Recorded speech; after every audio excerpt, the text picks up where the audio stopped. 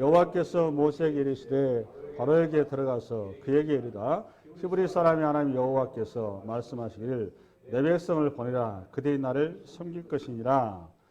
2절 내가 만일 보내기를 거절하고 억지로 잡아두면 여호와의 손이 들에 있는 내 가축 곧 말과 나귀와 낙타와 소와 양에게 더하리니 심한 돌림병이 있을 것이며. 근데 이렇게 해서 3절까지 보면 오늘 제약은 지금 전염병이죠. 그죠? 전염병인데 전염병의 대상이 그 가축에 뭐가 되죠? 가축. 그러니까 말과 나귀와 낙타와 소, 양인데 지금 계속해서 지금 하나님께서 첫 번째 재앙부터 오늘 다섯 번째 재앙이죠. 5번째 재앙까지 쭉 오면서 공통점이 하나 있습니다. 공통점이 뭔가 하면 요걸 오늘 특히 요걸 붙들어야 돼요.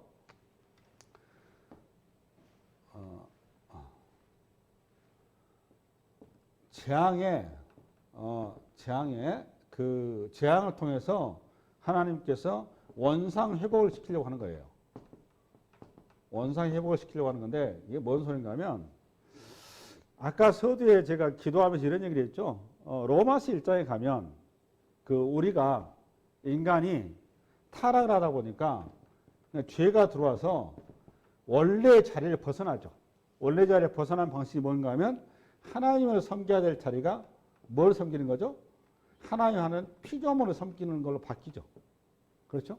근데 요거는 우리가 원래 우리의 자리는 하나님이 계시고 그 다음에 인간이 있고 그 다음에 피조물 그 외에 인간도 피조물입니다. 그 외에 피조물이 있단 말이에요. 그러니까 요 수직관계예요. 그래서 인간은 일종의 제사장이란 말이에요.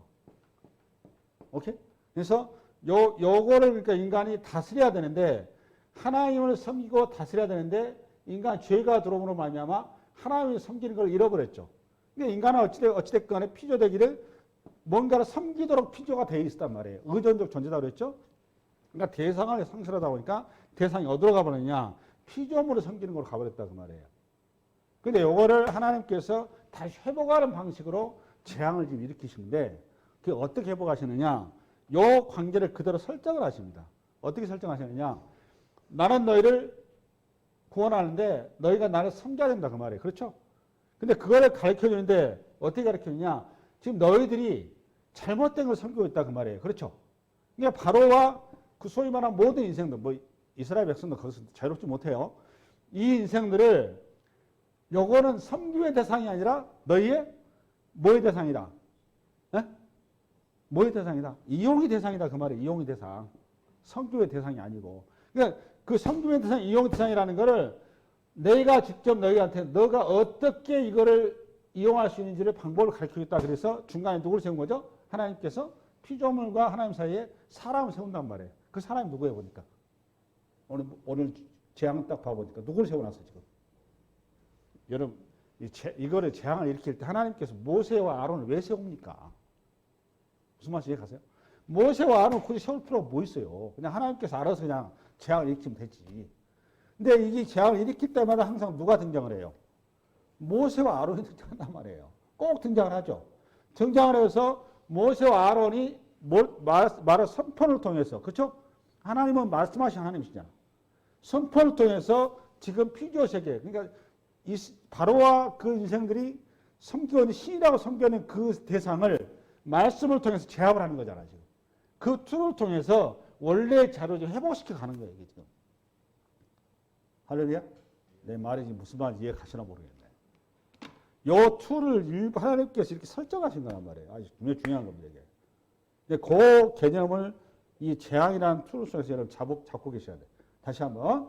그러니까 결국 이 재앙이라는 방식을 통해서 하나님이 뭘 지금 인식시키고 있는가 하면 바로왕도 마찬가지고 애굽 사람도 마찬가지고 이스라엘 백성도 마찬가지고 너희들이 생사복을 주장한다고 믿고 섬기고 있는 그 신들이라는 그 대상들은 너희들의 이용의 대상이지 너희들의 섬김의 대상이 아니다라는 것을 지금 말씀을 통해서 직접 시연하고 계신단 말이에요. 당신이 누구한테 말씀하시고 인간에게 말씀하시고 이게 모세와 아론이죠. 모세와 아론 인간을 대변하는 거예요. 그 모세와 아론을 통해서 그 기존에 가지고 있던 모든 잘못되어 있던 질서를 회복시킨단 말이에요. 지금 회복시켜.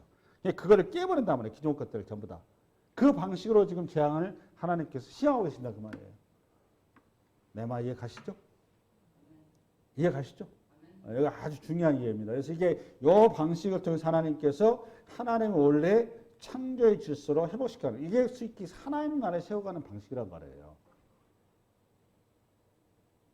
그래서 오늘 이제 등장한 게 뭔가 하면, 나귀와 낙타와 소와 양인데, 여기서 주목할 게 이제 가축 다 제껴두고, 대표적인 여기 가축이 뭐예요, 보니까, 여기서. 이걸 좀 짚으셔야 되는데, 대표적인 가축이 뭐예요? 익숙한 가축이 어떤 거예요, 보니까? 소죠, 소. 이 소에 대한 개념을 지금 또 잡으셔야 돼요, 소에 대한 개념을. 그럼 잡으려면 어떻게 하냐? 4절 시작. 여호와가 이스라엘의 가축과 애굽의 가축을 구별하니 이스라엘 자손에게 속한 것은 하나도 죽지 아니하리라 하셨다 하시고, 여호와께서 기한을 정하여 이르시되 여호와가 내일 이 땅에서 이 일을 행하리라 하시더니, 이튿날에 여호와께서 이 일을 행하시니 애굽의 모든 가축은 죽었으나 이스라엘 가축은 하나도 죽지 아니한지라. 그런데 7절은 이제 결국 평가예요. 여기 여러분 지금 4, 5, 6절을 읽었죠. 두 가지 핵심적인 게 나오죠. 재앙을 일으키는데, 하나님께서 오늘 재앙을 일으키는데 두 가지 조건을 달았죠. 뭔 조건을 달아놨어요?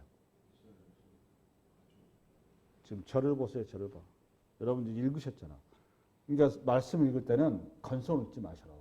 집중해서 읽으세요. 이 말씀, 설교자는 하나의 저는 수단에 불과한 거지, 제가 주님의 말씀자가 아닙니다. 말씀은 이 성서예요, 성서. 저를 통해서 성서에 집중하도록 설교자를 세운 거지, 저를 집중하도록 세운 게 아니거든요. 아주 중요한 이해입니다. 이게 여러분들 항상 성경 말씀을, 우리 사회자가 성경 읽을 때 본문을 그때 여러분들이 집중해서 읽으셔야 돼요. 그때부터. 그래서 본문이 들어와 있어야 됩니다. 들어와 있어서 이 본문을 가지고 제가 설교를 읽을 때 그 본문을 가지고 여러분들이 붙들으셔야 돼요. 내 설교를 붙드는 게 아니에요. 여러분 뭘 붙들어야 돼요, 여러분? 말씀 붙들어야 되는 겁니다. 저는 그냥 거기 안에 수다에 불과한 거예요. 근데 우리 한국은 잘못되어 있죠. 설교를 붙잡고 있죠. 그래서 그냥 유창한 설교한 사람도 훌륭한 사람을 생각하죠. 그냥 울렸다 우셨다 이런 사람들. 아주 잘못 알고 있단 말이에요. 성서의 말씀을 집중해야 되고, 말씀에 여러분들이 꽂혀야 돼요. 설교에 꽂히면 안 돼요. 여기서는 두 가지 얘기하죠. 뭐예요, 보니까? 두 가지 조건을 달았어요, 하나님이. 재앙을 일으키는. 뭐예요, 첫 번째?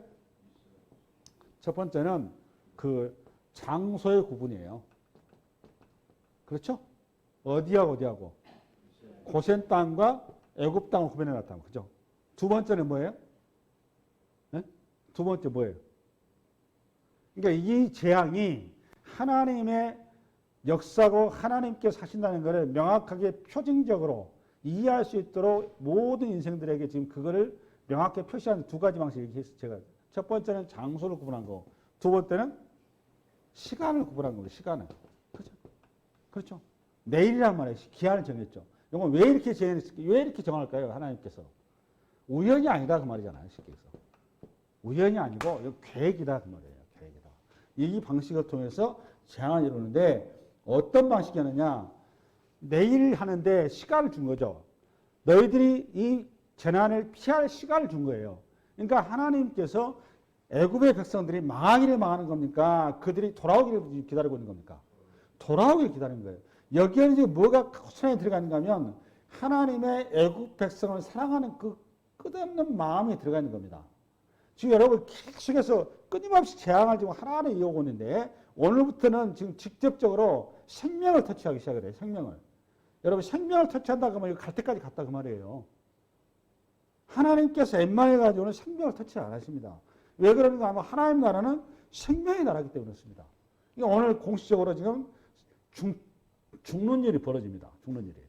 생명을 터치해요. 마지막에 누가 죽느냐? 인간이 죽어요. 10가지 재앙으로. 계속 지금 재앙이 넓어지고 깊어지고 커져가는 거예요. 계속. 이 과정을 통해서 이거 하나하나를 통해서 우리로 하여금 뭘 하게 하느냐? 하나님이 어떤 하나님인가를 알게 하신단 말이에요. 어떤 하나님을 여기서 이해하게 하시냐? 하나님은 재앙을 베푸신 하나님, 하나님 무서운 하나님, 하나님이 열받으신 하나님, 이런 걸 얘기하려고 하는 게 아니에요. 이 과정을 통해서 하나님이 얼마나 은혜로우시고 자비하시고 기다리시고 인내하시고 사랑하시고 끝없이 그들을 품으려고 하는 그 심정과 애절함을 여러분 볼 줄 알으셔야 되는 겁니다. 이걸 통해서. 근데 우리 제한거라면 거꾸로 일하고 있단 말이에요. 성서를. 그게 아니에요. 이 계시록도 마찬가지입니다. 계시록도. 성서 어디에도 하나님은 당신의 사랑과 애정과 끊임없는 자비와 성실하심과 인내하심을 얘기하는 거지 무서운 하나님으로 우리한테 계시하신 분이 아니세요. 표현은 그 방식을 썼을 뿐이지. 근데 그 속에서 하나님의 자비와 은혜와 하나님의 끝없는 사랑을 인내를 보셔야 되는 겁니다. 할렐루야. 두 가지です. 두 가지. 첫 번째는 뭐냐? 장소를 구분했고 두 번째는 시간을 구분했는데 이 두 가지 조건을 애굽 사람들이 개무시해 버리죠. 물론 이 중에는 일부는 수납을 했을 거예요. 근데 물론 애굽 사람들이 이거를 바로와 그 백성들이 이 재난을 그동안 5번의 재난이 왔음에도 불구하고 많은 재난을 겪었음에도 불구하고 이 피할 길을 주시고 시간을 주심에도 불구하고 이거를 안 받아들인단 말이에요. 그럼 왜 안 받아들일까?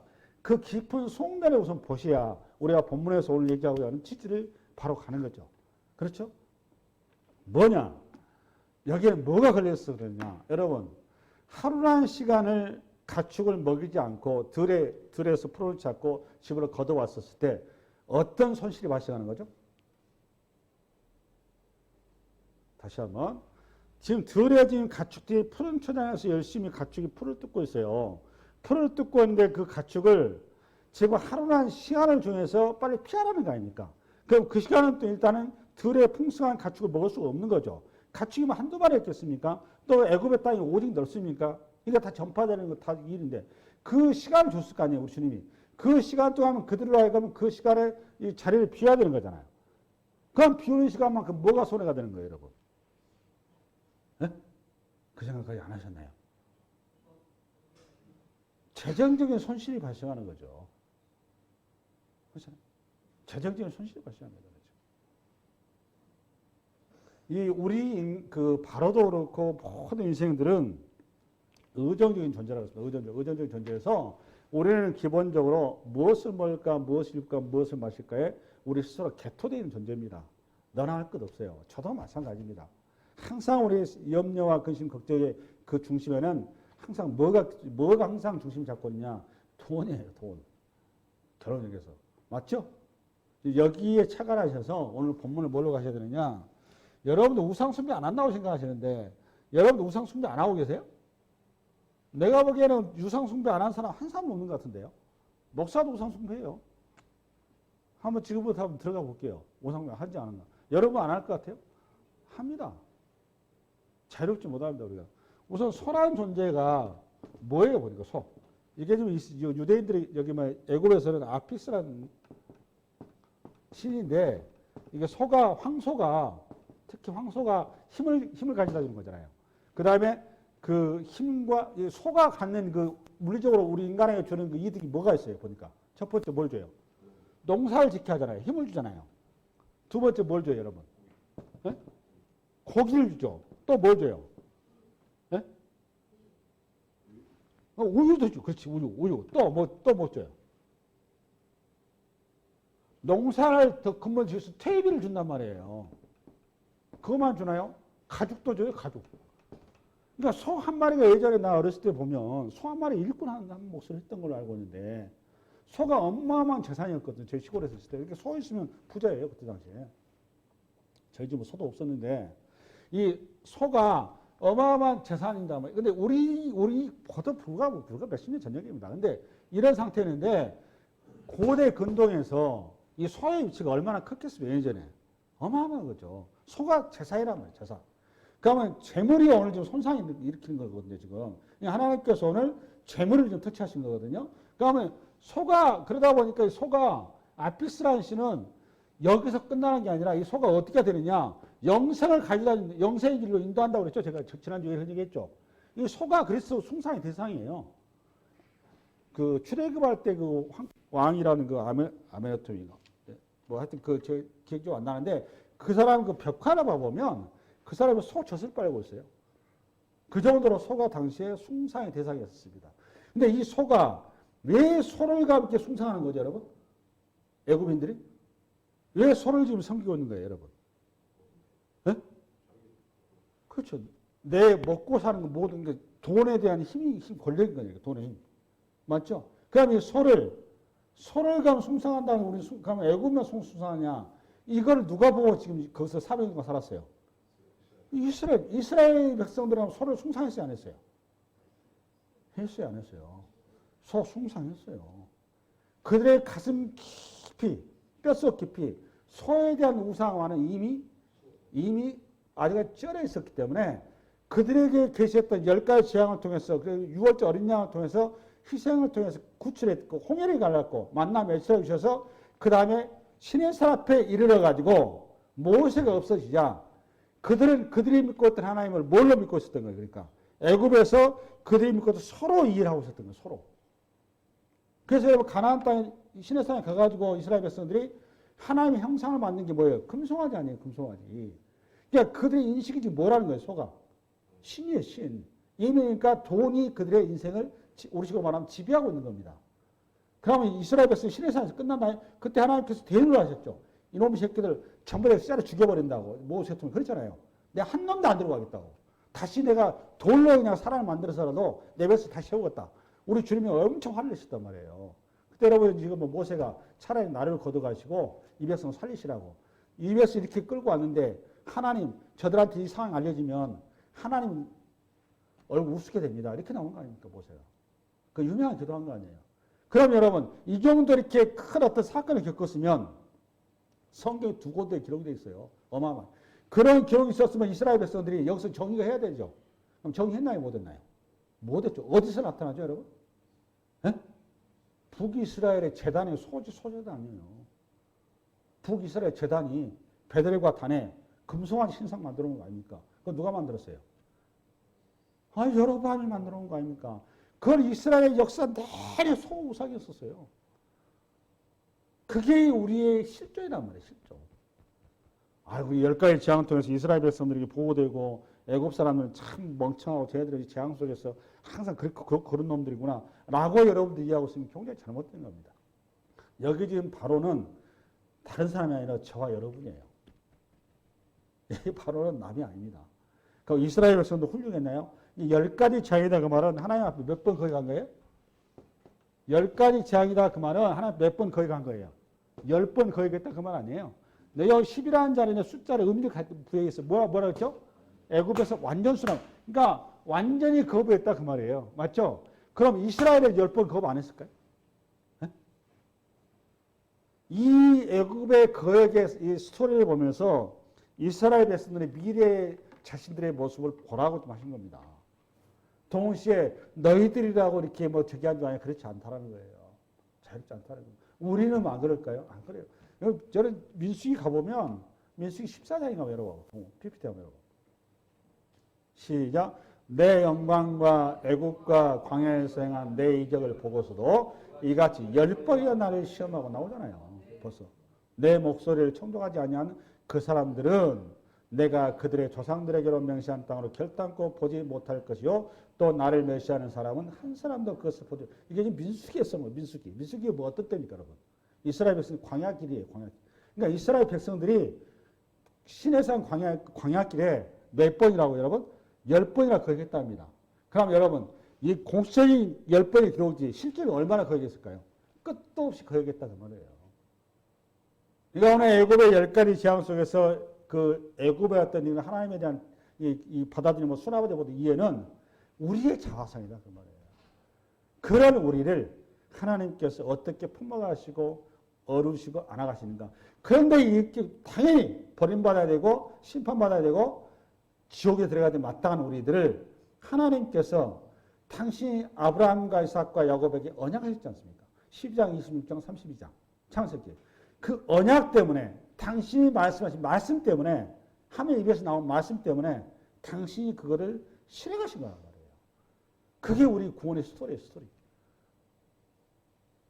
할렐루야. 그리고 다시 본문으로 갑니다. 그 다음에 7절 시작. 바로가 사람을 보내어 본즉 이스라엘의 가축은 하나도 죽지 아니하였더라. 그러나 바로의 마음이 완악하여 백성을 보내지 아니하니라. 그 다음에 오늘 두 번째 재앙이죠. 두 번째 재앙 8절 시작. 여호와께서 모세와 아론에게 이르시되 너희는 화덕의 제 두 움큼을 가지고 모세가 바로의 목전에서 하늘을 향하여 날리라. 그 죄가 애굽 온 땅에 티끌이 되어 애굽 온 땅의 사람과 짐승에게로 붙어서 악성 종기가 생기리라. 화덕의 죄를 가지고 바로 앞에 서서 모세가 하늘을 향하여 날리니 사람과 짐승에게 불어 악성 종기가 생기고 요술사도 악성 종기로 말미암아 모세 앞에 서지 못하니 요술사들로부터 애굽의 모든 사람에게 생겼습니다. 여러분 여기 요술사 등장하죠? 요술사가 참고로 여러분 그 마술 부리는 사람으로 이해하고 계시면 안 됩니다. 여기 요술사는 우리 식으로 말하면 강신부예요. 강신부. 강신부가 뭔지 알죠? 근데 목회자를 갖다 자꾸 이렇게 강신부로 취급하고 이해하는 분들이 의외로 많은데 목회자는 강신부가 아닙니다. 목회자는 강신부가 아니고요. 목회자는 그냥 그 말씀을 가르치는 그냥 선생이에요, 선생. 근데 우리가 그 많이 그 잘못 이해를 하고 있어요, 성서를 가지고. 이 목회자는 선생이지 이 강신부가 아니에요, 강신부가. 이 요술사는 좀 참고로 강신부라고 생각하시면 됩니다. 그러니까 단순한 요술 부리는 존재가 아니에요. 다시 8절을 열어보세요. 그 여기에 등장한 게 뭔가 하면 이제 악성 종기가 나는 거죠. 근데 이거 화덕이 나오는데 왜 하나님께서 화덕의 죄를 이용해서 이거를 하늘로 뿌리라고 그러죠. 그럼 여기서 여기 또 재앙이 또 변곡점을 맞이하는데 첫 번째 강이 나일강에서 물이 피가 됐고 그다음 나일강에서 개구리가 올라왔죠. 첫 번째, 두 번째 재앙은 강에 대한 재앙이라고 그랬죠. 그다음에 세 번째 재앙이 뭐였었죠? 피게 이가 나왔고, 그죠? 땅에 티끌이 이가 됐고, 그 다음에 또 뭐가 됐고, 파리떼가 나왔죠, 그죠? 쇠파리가 나왔고, 그 다음에 좀 전에 뭐가 나왔죠? 가축의 전염병이 임했죠. 여기까지는 이제 그 땅에 관한 거란 말이에요. 이 땅에 관한 것이고, 오늘 화덕의 죄는 드디어 여기서부터 이제 어디를 향하느냐? 하늘을 향하는 겁니다. 하늘 재앙이. 화덕의 죄부터 이제 앞으로 계속 그 다음 메뚜기 재앙, 우박지향 이제 쭉 나가는데 이건 전부 다 이제 하늘의 재앙으로 이제 바뀝니다. 근데 문제는 뭔가 하면 이 죄가 뭐냐라는 겁니다. 이 화덕에 하필 그 많은 그 어떤 소설 중에 화덕의 죄 두 움큼을 가지고 하늘을 날려고 했을까 이건데 여기는 당시에 이제 그 역사의 배경을 좀 가지고 가셔야 돼요. 무슨 배경을 좀 가져가야 되느냐? 우선 이제 제가 자료를 보니까 이 화덕에 대한 이해를 두 가지로 학자들이 보고 있어요. 두 가지 의견으로. 첫 번째는 그 이스라엘 백성들이 벽돌을 구웠죠. 벽돌을 구울 때 그걸 이제 풀무불이라고 그러는데 이 풀무불에서 벽돌을 굽죠. 벽돌을 굽다 보니까 여기에서 많은 사람이 손상을 당했겠죠. 그렇죠? 그러니까 이스라엘 백성들에게서 이 벽돌 구운 이 화덕은 뭐의 상징인 거죠? 이 신명기 4장 한번 열어볼래, 정이야? 동호야? 신명기 4장 PPT 한번 열어봐. 시작. 여호와께서 너희를 택하시고 너희를 새 풀무불 곧 애굽에서 인도하여 내사 자기 기업의 백성을 삼으신 것이 오늘과 같다. 여기 뭐가 등장해요? 새 풀무불이 등장하죠. 새 풀무불. 그럼 요거 이제 물론 애굽 생활의 종살이 고난과 핍박의 어떤 그 큰 스토리일 수도 있고 새 풀무불이 물리적으로 이게 뭐일 수도 있고 벽돌꾼 화마라고 볼 수도 있고 그렇습니다. 두 가지로 볼 수가 있는데 무슨 여기에 이제 뭐가 이제 어려운가 하면 새 풀무불 속에서 수많은 이스라엘 백성들이 여기에서 하다가 생명을 잃게 됩니다. 이 고난 속에서 많이 죽게 돼요. 근데 여기에 이 고난의 역사를 상기를 시키는 거고 또 하나는 뭐냐? 이게 애굽인들의 입장에서 하늘의 신을 섬기고 있었어요. 하늘의 신이 어머니 신인데 이 어머니 신이 자신들의 기능합을 주장하고 특별히 이 사람들이 그 병 고치는 병 치료한다고 생각을 했었습니다.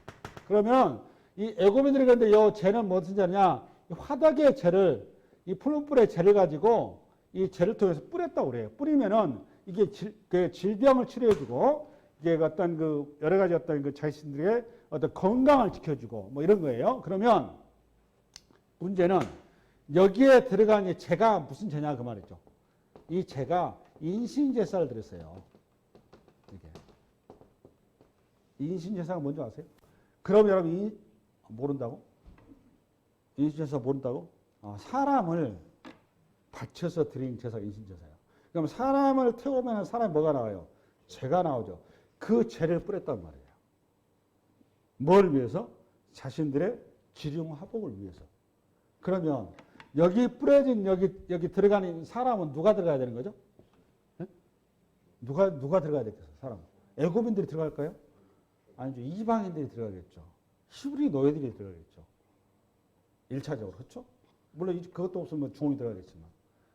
그러니까 이게 종교라는 어떤 행위는 자신들의 이익을 위해서 자신들의 종교의 그 신에서 충성하지만 그게 다른 사람의 큰 악이 되고 있잖아요. 그렇죠? 예. 이게 이제 인간의 어떤 그 악이에요. 악. 이게 요 두 가지 사건을 염두에 두고 이런 걸 보셔야 됩니다. 오늘 본문은. 이 배경이 그런 배경이라는 거. 그러면 이 사건을 통해서 하나님께서는 모세에게 바로와 그들의 이제 그 잘못된 신앙을 좀 다시 교정하는 거잖아요. 이걸 통해서 지금 그들로 하여금 그들에게 병을 고쳐주고 그들에게 기름 화복을 주고 복을 준다는 그 하늘의 신. 그 신에게 뻗던 그 죄가 지금 오늘 이 재앙을 통해서 뭐가 되는 거죠, 지금? 그들에게 병을 주는 거죠. 재앙을 주는 걸 바뀌는 거죠. 그렇죠? 그래서 여러분 여기서 이제 우리가 이 퍼포먼스를 고스란히 지금 구약과 신약에 또 고스란히 나옵니다. 이게 어디에 나오죠? 여러분 똑같은 컨셉이 어디 나와요? 여러분 보니까 이 풀무불 사건이 어디 나와요? 여러분 성경 구약에 이스라엘 백성들이 고난당한 현장이 어디 나와요? 이 사연 하나 좀 보여주죠. 이 중요한 여러분 잘 아는 인물이 있잖아요. 풀무불 사건 누구예요? 그 다니엘이죠. 다니엘 사건에 대한 글이 뭐는데 지금 그 다니엘 사건은 다니엘만의 얘기가 아니에요. 이스라엘 백성들의 온 역사 속에서 핍박받는 하나님 백성들의 핍박받는 그 고난의 현장을 얘기한 겁니다. 하나의 상징인데 동시에 그 다니엘 사건 보면 거기에 누가 등장을 해요? 세 명이 들어가죠. 그 다니엘과 세 친구가 들어갔죠. 들어간 다음에 거기에 또 한 명의 인자 같은 이가 들어오고 있죠. 다니엘에서 보면 이 인자 같은 이가 누구예요? 예? 그렇죠. 예수님이죠. 이 사건을 통해서 다니엘서를 통해서 우리에게 주는 메시지가 뭐예요, 여러분? 보니까 하나님께서 우리의 고난 가운데 늘 함께 하신다는 거예요. 얘기하려고 하는 거예요. 근데 고난이라는 것은 항상 우리 가운데 상존할 수밖에 없다는 겁니다. 왜 그렇다고 하면 하나님 나라와 세상 나라는 구별돼야 되기 때문에 어쩔 수가 없는 거 부딪히는 거예요. 우리가 고난 받았다 해서 우리는 만고강사 시온의 대로 그런 헛소리 하면 안 돼요. 반드시 우리가 하나님 나라에 가기까지 반드시 우리에게는 부딪힘이 발생할 수밖에 없는 겁니다. 근데 중요한 거는 그 부딪힘의 자리에 우리를 하나님께서 멸망하고 폐망하고 우리가 그냥 내팽개치지 않냐고 우리의 그 고난을 누가 함께 하신다는 거예요, 여러분? 당신이 우리와 함께 하신다는 겁니다. 그 대표적인 사건이 성육신 사건이란 말이에요. 주님께서 우리의 고난의 최고의 고난이 뭐예요? 죽음의 고난 아닙니까? 그 죽음의 고난을 어디서 감당하셨어요? 십자가에서 당신이 그 고난을 직접 감당하신다는 말이에요. 내가 너희의 최고의 고난인 죽음, 그 죽음을 직접 내가 감당한다는 거예요. 그게 십자가 사건인 겁니다. 그게 우리 성도들의 큰 우리의 복인 겁니다. 복. 이 사건이 고스란히 계시록에 잘 조명되어 있어요.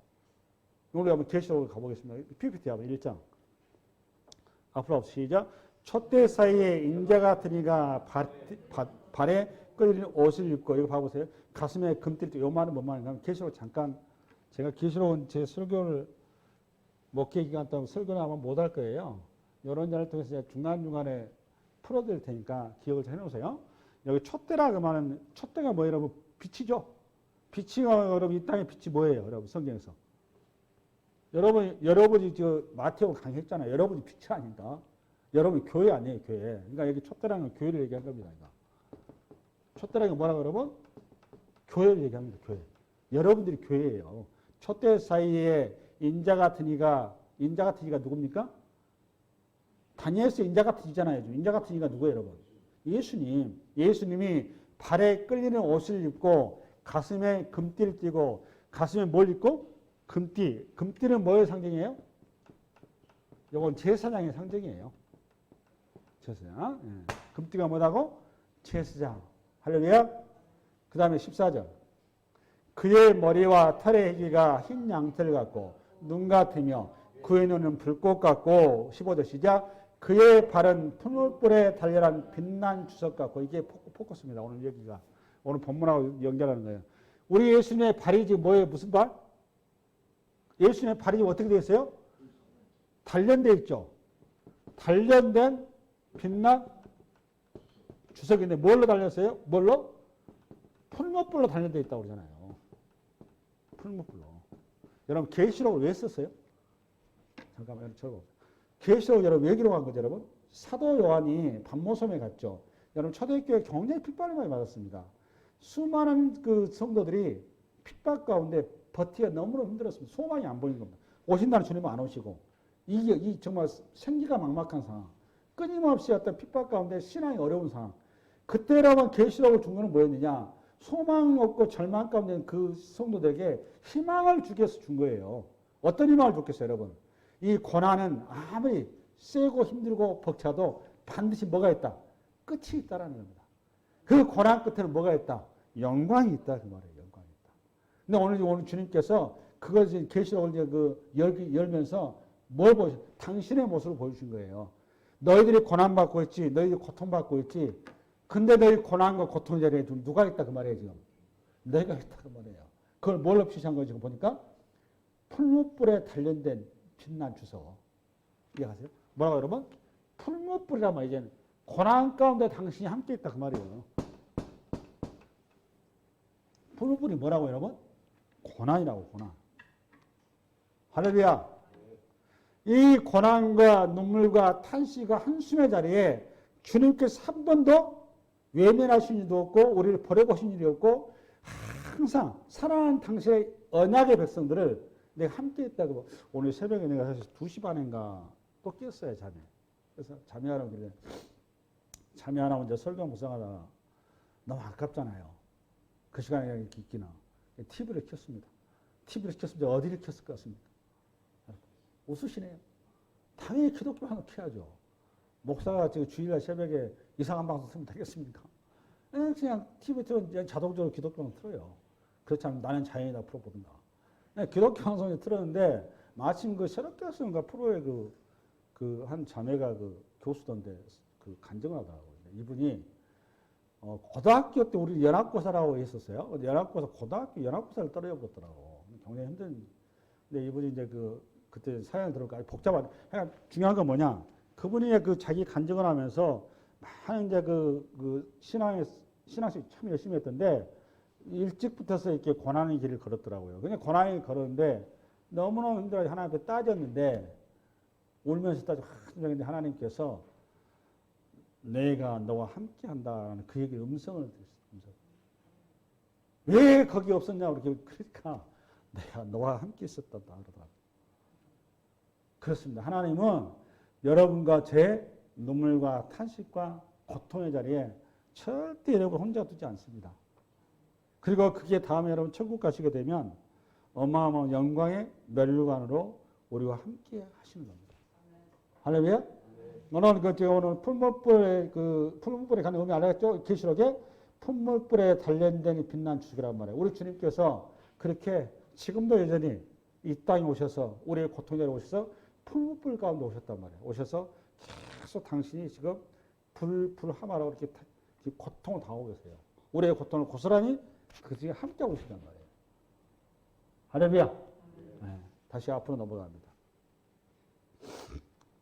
출애굽기 제가 애굽 온 땅에 티끌이 되어 애굽 온 땅의 사람과 짐승에게 붙어서 악성 종기가 생기니까 그 치료가 되고 어떤 장수가 되고 건강이 돼야 되는데 이제는 뭐가 돼 이게 재난이 되어버렸단 말이에요. 이걸 통해서 그거는 신이 아니다. 가짜 신이다라는 것을 이 재난을 통해서 우리 주님께서 선포하신 거죠.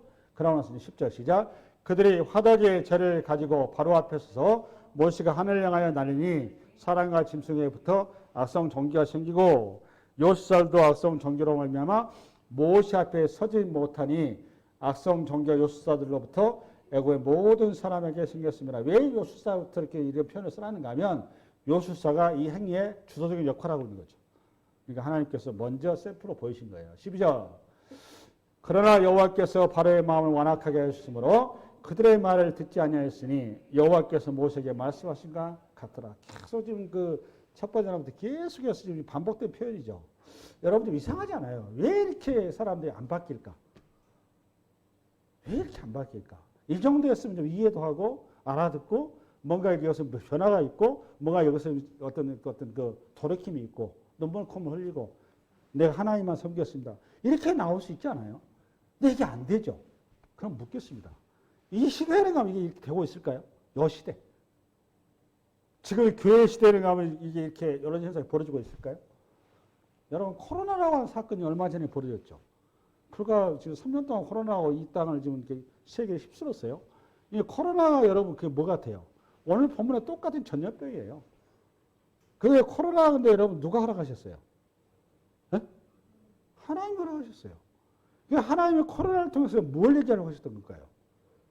집에 가서 인터넷에 예배드려서 앞으로 편하게 예배드리는 거 그거 가르치려고 그래서 코로나 허락하셨을까요? 그 이후로는 너희들 이제 교회 나올 필요 없이 집에서 그냥 아무 데나 가가지고 그냥 이렇게 켜놓고 예배 이렇게 하고 그냥 빠이빠이 이렇게 하라고 했을까요? 여러분 코로나를 통해서 하나님의 당신을 계시하신 거예요. 근데 그 계시했는데 결과가 어떻게 했습니까?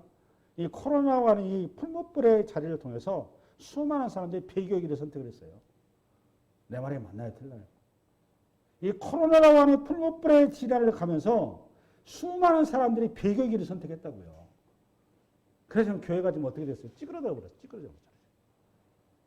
근데 이런 현상이 계시록에 나와 있을까요? 안 나와 있을까요? 계시록에 이런 표현이 나와 있을까요? 안 나와 있을까요? 당연히 계시록에 나와 있습니다. 우리 한번 가보겠습니다. 16장. 1절 시작. 또 내가 들으니 성전에서 큰 음성이 나서 일곱 천사에 말하되 너희는 가서 하나님의 진노의 일곱 대접을 땅에 쏟으라 하더라. 똑같은 표현이다. 지금 출애굽기에 맞죠?